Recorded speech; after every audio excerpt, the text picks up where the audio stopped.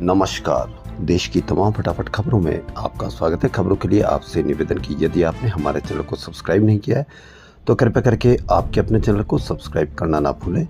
आप सब्सक्राइब करते हैं तो हमें हिम्मत होती है सही और सच्ची खबरें आप तक पहुंचाने की। तो क्या है आज की बड़ी खबर? जी हाँ, अमेरिका के इतिहास में सबसे बड़ा सियासी वापसी करते हुए डोनाल्ड ट्रंप दूसरी बार राष्ट्रपति बन गए हैं। अमेरिका में 131 साल बाद कोई राष्ट्रपति एक चुनाव हारने के बाद दोबारा जीता है।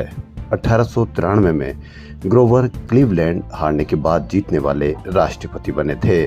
प्रचार के दौरान 2 बार जानलेवा हमले में बाल बाल बचे 78 वर्षीय ट्रंप अमेरिकी इतिहास के सबसे उम्रदराज और एकमात्र सजा याफ्ता राष्ट्रपति हैं। बुधवार रात तक उन्हें 292 इलेक्टोरल वोट मिल गए थे, जबकि जीत के लिए 270 सीटें जरूरी है।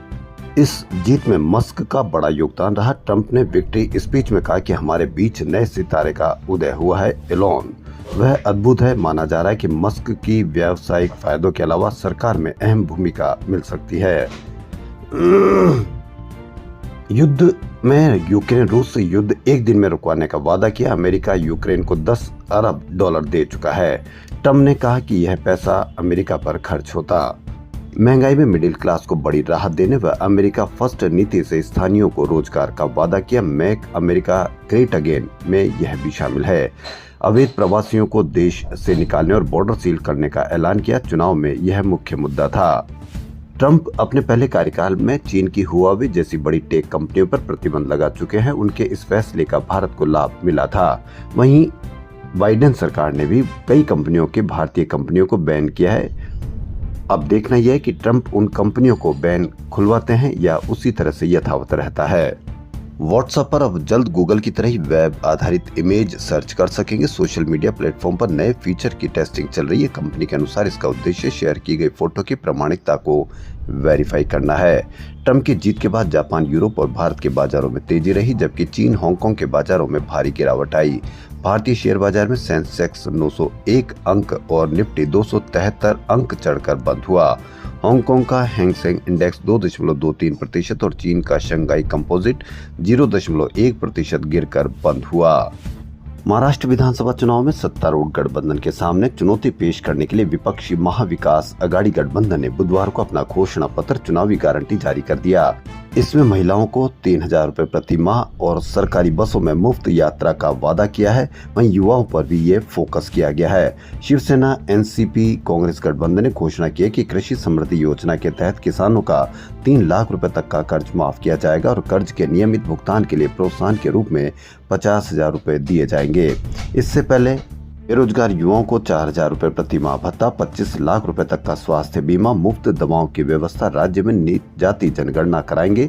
केंद्र में सत्ता में आने पर आरक्षण पर 50% की सीमा हटाएंगे।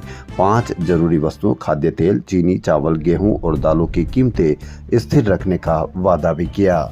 अब देखना यह है कि महाविकास अघाड़ी के इस घोषणा पत्र पर महाराष्ट्र की जनता किस तरह से असर पैदा करती है, किस तरह से उसका असर रहता है। वहीं इजरायली लोकप्रिय रक्षा मंत्री याओ गैलेंट को अचानक पद से हटा देने के पीएम नेतन्याहू के फैसले के खिलाफ लोग सड़कों पर उतर आए। राजधानी तेल अवीव, यरूशलेम समेत कई शहरों में लोगों ने उग्र प्रदर्शन किया। विपक्षी दलों में भी इस फैसले को लेकर नाराजगी। उन्होंने इसे राष्ट्रीय सुरक्षा के लिए गंभीर झटका बताया। दरअसल बीते कई समय से दोनों में कई मुद्दों पर असहमति और मनमुटाव चल रहा था। नेतन्याहू ने इस फैसले के पीछे विश्वास की कमी का हवाला दिया। वहीं अपने फैसले के पक्ष में नेतन्याहू ने आरोप लगाया कि गैलेंट ने कैबिनेट के फैसलों के विपरीत बयान दिए। दुश्मनों ने इसका फायदा उठाया। नेतन्याहू ने गैलेंट पर इजरायली के दुश्मनों के अप्रत्यक्ष रूप से मदद पहुंचाने का भी आरोप लगाया।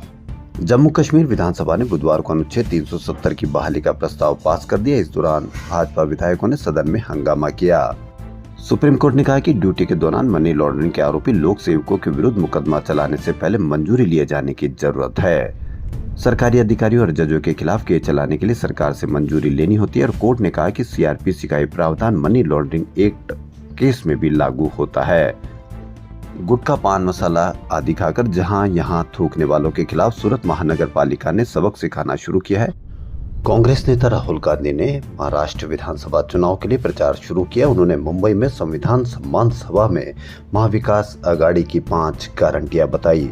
इसमें महिलाओं को हर महीने 3,000 रुपये, युवाओं के लिए हर महीने 4,000 रुपये की मदद, किसानों को 3 लाख रुपए तक का कर्जा माफ करना शामिल है। रेसलर साक्षी मलिक को फिर जान से मारने की धमकी मिल रही है। साक्षी ने बुधवार को शाम वीडियो जारी कर दावा किया कि पिछले कुछ दिनों से ब्रजभूषण शरण सिंह से जुड़े लोगों की उनके पास धमकियां आ रही है। कहा जा रहा है कि आप नॉर्दर्न रेलवे में बच्चों की भर्तियां देखती हो, आप पर भ्रष्टाचार का आरोप लगाएंगे। साक्षी ने रेसलिंग का भविष्य बचाने के लिए पीएम मोदी से गुहार लगाई। कहा, सर मुझे उन धमकियों से कोई फर्क नहीं पड़ता, मेरा आपसे निवेदन है कि आप हमारी कुश्ती को बचा लीजिए। साक्षी मलिक ने आगे कहा कि कोर्ट के आदेश के बावजूद रेसलिंग फेडरेशन ऑफ इंडिया देश में कुश्ती खेल का कामकाज देख रही है। साथ ही उन्होंने यह भी कहा कि उन पर भ्रष्टाचार के गंभीर आरोप लगाने की धमकी दी गई है। साक्षी ने आगे कहा कि प्रधानमंत्री जी और खेल मंत्री जी नमस्कार, पिछले साल रेसलिंग फेडरेशन के चुनाव है, उससे अगले ही दिन ब्रजभूषण की दादागिरी और दबदबे को आपने और पूरे देश ने देखा, जिससे दुखी होकर परेशान होकर मुझे कुश्ती को त्यागना पड़ा। इसके बाद सरकार ने फेडरेशन को सस्पेंड कर दिया। हालांकि फेडरेशन ने फिर से काम करना शुरू कर दिया है। आईसीसी टेस्ट बैटर्स रैंकिंग में भारत के विराट कोहली टॉप 20 और रोहित शर्मा टॉप 25 से बाहर हो गए। लेटेस्ट रैंकिंग में ऋषभ पंत और शुभमन गिल को फायदा हुआ। वहीं बॉलर्स रैंकिंग में रविचंद्रन अश्विन 5वें नंबर पर पहुंच गए। विराट 10 साल बाद टॉप 20 टेस्ट रैंकिंग से बाहर हुए। आखिरी बार 2014 में वह इंग्लैंड के खिलाफ खराब परफॉर्मेंस के कारण टॉप 20 से बाहर हुए थे। खबरों में फिलहाल इतना ही। यदि आपको हमारा चैनल पसंद आए तो लाइक, सब्सक्राइब और शेयर अवश्य करें। धन्यवाद।